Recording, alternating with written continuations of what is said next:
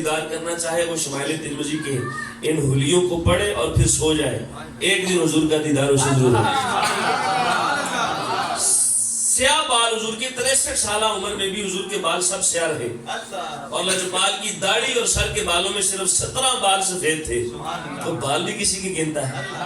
صحابہ کی سوچ دیکھیں کیسے تھی، میں صدقے جاؤں ان پر۔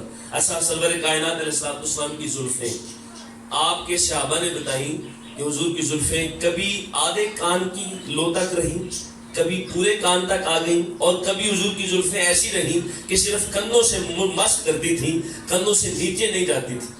یہ حضور علیہ السلام کی زلفوں کے بارے میں انہوں نے ذکر فرمایا۔ اور حضور کے حلیے کو، حضور کی زبان کو، حضور کے دہن کو، حضور کی آنکھوں کو اگر آپ نے سمجھ نہ ہو تو امام عشق و محبت کا ایک شعر ہی کافی ہے۔ کاف غیسو ہاتھ یا ابرو آنکھیں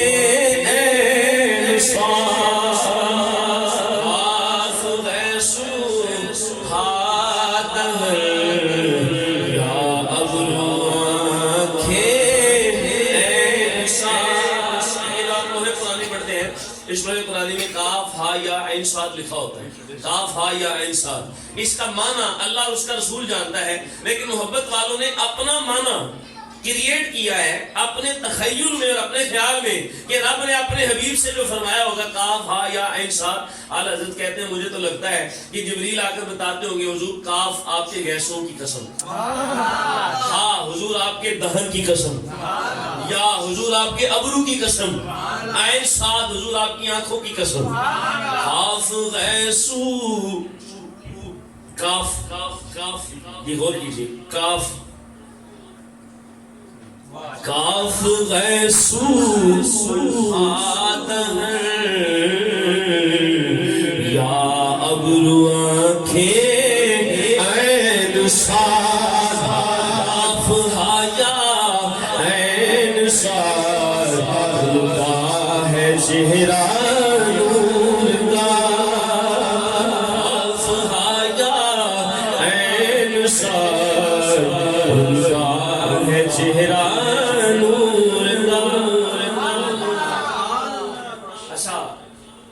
سرکار علیہ السلام کے لب صحابہ فرماتے ہیں عقیق جیسے عقیق کٹا ہوا ہو، بالکل نرم اور ملائم۔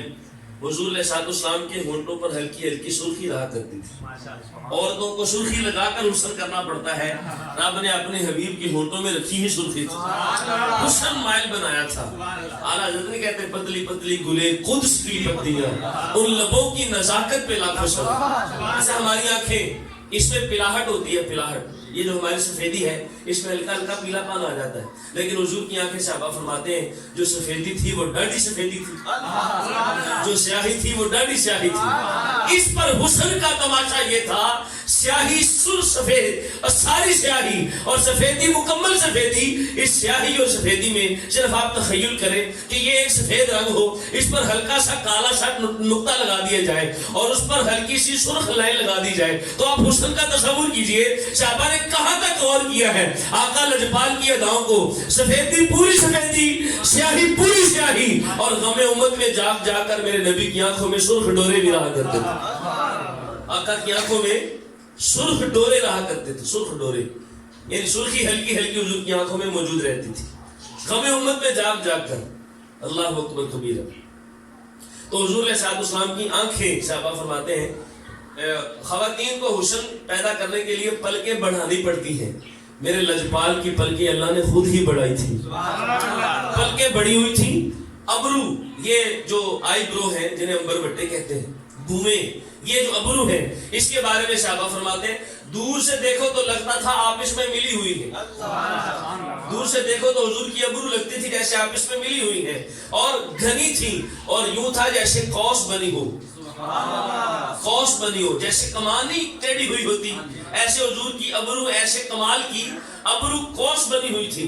حضور علیہ السلام کے بارے میں یہاں تک صحابہ نے فرمایا انسان جتنا بھی حسین ہو، یہ بات بڑی قابل غور ہے، انسان جتنا بھی حسین ہو، بیوی اپنے حسن کی بڑی پرواہ کرتی ہے، لیکن جتنی محنت بھی کر لیں ایڑیاں ان کی پھٹ جاتی ہیں۔ انسان جتنا بھی حسین ہو، اڈی ہوتی پاٹی ہوتی ہے۔ صحابی فرماتے ہیں قسم ہے خدا کی اتنا کسی کا چہرہ حسین نہیں تھا جتنی کسی میرے مصطفیٰ کی ایڑی حسین تھی.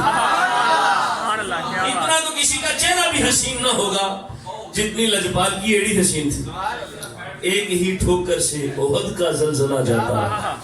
اللہ حضرت فرماتے ہیں ایک ہی ٹھوکر سے احد کا زلزلہ جاتا رہا. کتنا وقار رکھتی ہیں اللہ اکبر ایڑیاں. حضور کی ایڑیوں کا کیا کمال ہے. اللہ اکبر. اچھا دیکھیں سرکار نے صلی اسلام کا سینہ اور پیٹ, صحابہ فرماتے ہیں اگر سینہ پیٹ سے زیادہ باہر نکلا ہے تو بھی اچھا نہیں لگتا, اور اگر پیٹ سینے سے باہر نکلا ہے تو بھی اچھا نہیں لگتا. لجپال کریم کا جتنا پیٹ تھا اتنا ہی سینہ تھا. سینہ اور پیٹ دونوں برابر تھے. اور جسم پر بال ہوتے ہیں نا, صحابہ فرماتے ہیں حضور علیہ السلام کے پورے جسم پر بال نہیں تھے, صرف سینے سے لے کر ناف تک بالوں کی ایک لکیر جاتی تھی. سینے سے لے کر ناف تک صرف حضور کے بالوں کی ایک لکیر جاتی تھی. اور لجپال جب چلتے تھے صحابہ فرماتے ہیں یوں لگتا تھا جیسے اونچی پہاڑی سے اتر رہے. اور جب لوگوں میں آ کر کھڑے ہو جاتے تھے, قد درمیانہ تھا, نہ بہت طویل تھا نہ بہت چھوٹا تھا, قد درمیانہ تھا, لیکن بڑے بڑے سرداروں میں جب کھڑے ہوتے تھے لجپال کریم سب سے اونچے دکھائی دیتے تھے. اور لجپال ہزاروں کے مجمع میں جب گفتگو فرماتے تھے میرے کریم آقا علیہ السلام کی آواز کو پہلا بندہ بھی ویسے سنتا تھا, آخری بندہ بھی ویسے سنتا تھا. سرکار علیہ السلام کی وہ زبان مبارک اور وہ حضور علیہ السلام کا لہجہ. اچھا دیکھیں ہمارے پاؤں کی انگلیاں کوئی اونچی کوئی نیچی کوئی ٹیڑھی کوئی میڑھی, لجپال کریم آقا کی 5 انگلیاں برابر تھی. حضور کے پیروں کی 5 انگلیاں برابر تھی. جس کے پیروں کی مثال نہیں آ سکتی اس کی ذات کی مثال کیسے ہوگی. اللہ اکبر کبیرہ ہے. 1,24,000 وچوں رب ایک نہیں کلیا حضور ورگا, ایک بھی شاہی نہیں بڑی حضور ورگی, ایک بھی سکہ نہیں چلیا حضور ورگا. ازلی حسن و جمال دے وچ سچے رب نے ایک نقش نہیں چلیا حضور ورگا. تو اودے پیراں دی خاک نہیں ہو سکدا بندا پھردا چلیا حضور ورگا. تو اودے پیراں دی خاک نہیں ہو سکدا بندا پھردا چلیا حضور ورگا. اور حضور علیہ السلام کی مسکراہٹ کیسی تھی. زندہ باد. عمران انصاری یہ صحابی رسول ہے. ایک دیہاتی آیا مسجد نبوی کے باہر, اس نے اپنا اونٹ باندھا اور حضور کے ساتھ گفتگو کرنے کے لیے اندر چلا گیا. گفتگو کر کے باہر آیا, باہر صحابی بیٹھے تھے, عمران سے کہنے لگے اے اونٹ ذبح کر کے کتے سانو کھواویں نا تے سواد ہی آئے. اے اونٹ ذبح کر کے سانو کھوا سانو سواد ہی آئے. انہیں پھڑ کے جناب اونٹ ذبح کیتا, روٹی شوٹی پکائی, لوگوں نے دعوت کی تھی. اور جو باہر آیا نا آ کے دیکھا نے اونٹ کوئی نہیں. رولا پاتا یا رسول اللہ میرا تو اونٹ کوئی نہیں. میرے سرکار نے پوچھا کہاں گیا ہے. لوگوں نے بتایا حضور فلاں بندے نے ذبح کیا تھا, انہوں نے لنگر کھا لیا ہے, انہوں نے تقسیم کر کے کھا لیا ہے. میرے رسول ڈھونڈتے ڈھونڈتے گئے اور حضور علیہ السلام کے چچا ہیں حارث, حارث کی بہن تھی, ان کے گھر تہ خانہ تھا. عمران اس تہ خانے میں جا کر چھپ گئے تھے اور جا کر کھجوروں کی جھالریں اپنے چہرے پر رکھ لی تھی. ڈھونڈ رہے تھے حضور. تو جب پہنچے نا وہاں پہ تلاش کرتے کرتے تو اب وہاں پر جو شخص موجود تھا تہ خانے میں, میرے رسول نے پوچھا آئے نا عمران, عمران کدھر ہے؟ تو اس نے پتا کیسے اشارہ کیا ادھر بھائی. وہ بندہ کہتا ہے لا ادری, لا ادری, زبان سے کہتا ہے مجھے نہیں پتا اور اشارہ کر رہا ہے حضور لا ادری. ایسا مطلب ہے حضور میں نہیں پتا پر اشارہ کر رہا ہے ایتھے جے. سبحان اللہ ہے. اشارہ بھی کر رہا ہے کہ حضور ادھر ہی ہے اور نال کہہ رہے ہیں ما ادری, میں نہیں پتا تھا, اشارہ بھی کر رہا ہے. لجپال کریم جب آگے بڑھے نا تو ڈرتا ڈرتا باہر آیا. میرے سرکار نے اپنے پیارے پیارے ہاتھوں سے اس کی جھلریں پھٹائی اور پھر پوچھا عمران ایسا کیوں کیا؟ عرض کیا اور فرمایا حضور انہوں نے آکھیا سی اے جنہوں نے تانوں میرا پتہ دیتا ہے نا انہوں نے کہیں کہ میں اونٹ ذبح کیتا سی. میرے لجپال کریم نے فرمایا اچھا تو اس کی دیت دو, اس کا بدلہ دو. میں عرض کہتا حضور میرے کو بدلہ ہونا تو میں اپنا نہ پہلے کھوا دینا, تو میں انہیں کھوایا میں اپنا نہ کھوا دیتا. میرے لجپال نے فرمایا چھوڑ دو میں اس کی دیت خود ادا کر دیتا ہوں. حضور علیہ السلام نے خود. اچھا بیان کرنے کا مقصد یہ تھا اس جگہ پر کھڑے ہونے والی صحابی نے جس کو حضور نے دیکھا, پھر فرماتے ہیں وہ حضور نے دیت خود ادا کی اونٹ کی اور پھر خود حضور مسکرا رہے تھے اور فرماتے ہیں اس تہ خانے میں حضور کی مسکراہٹ میں انداز یہ تھا جدھر جدھر حضور کا چہرہ جاتا تھا دیواریں ادھر ادھر سے روشن ہوتی جاتی. سوزنے گمشدہ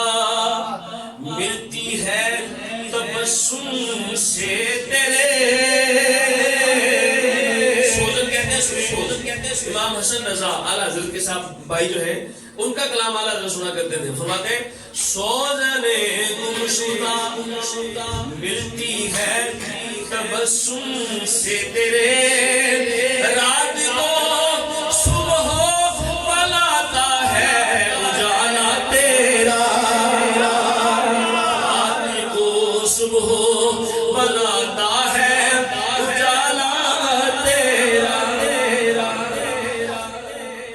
ہمارے ہاتھ کمزور، پکڑے کوئی توڑ دے مروڑ دے، میرے لجپال کے ہاتھ اشارہ فرما دے چاند توڑ دے سورج توڑ دے. ہمارے دانت کھلیں تو بدبو پھیلے، دیکھیں تو نفرت ہو، میرے لجپال مسکرا دے، سیدہ عائشہ کو سوئی مل جائے، خدیجہ کبریٰ کو یکسوئی مل جائے. ہمارے کان تھوڑی دور کے بعد سماعت ختم، اور وہ لجپال جو ماں کے شکم میں رہتے ہوئے لوح محفوظ پر چلنے والی آواز بھی سنے، لوح محفوظ پر چلنے والی قلم کی آواز بھی سنے. اعلیٰ حضرت ایسے نہیں فرمایا دور و نزدیک سے سننے والے وہ کان لالے کرامت پہ لاکھوں سلام. اعلیٰ حضرت نے بھی ترجمانی کرتے ہوئے ترجمان ہونے کا حق ادا کیا. حضور کے کسی حلیے کو نہیں چھوڑا، سرکار علیہ السلام کے ایک ایک وصف کو اپنے اشعار میں حضور نے بیان فرما دیا. پیارے آقا سرور کائنات علیہ السلام کی تسکین راحت دینے والی. اور حضور علیہ السلام کے بال نائیوں نے لکھ کر لگایا ہوتا ہے بال نیچے نہیں گرانے، اور جو گرتے ہیں ان کو پکڑ کے ڈسٹ بن میں ڈالتے ہیں، بندہ آتا ہے مہینے کے بعد لے جاتا ہے. ہمارے بالوں کی یہ قدر. اور لجپال کے بال حضرت صالح رضی اللہ عنہ فرماتے ہیں میں حضور کے بال گھر لے گیا، ساری رات فرشتوں کے تسبیح و تحلیل کرنے کی آوازیں آتی رہی. اور جس کے بالوں کی مثال نہیں ڈھونڈ سکتے تم لجپال کی کیسے مثال ڈھونڈو؟ وہ بالوں سے تسبیح و تحلیل کی آوازیں آتی رہی. ایسا چلو باقی تو باتیں اور کرتے ہیں.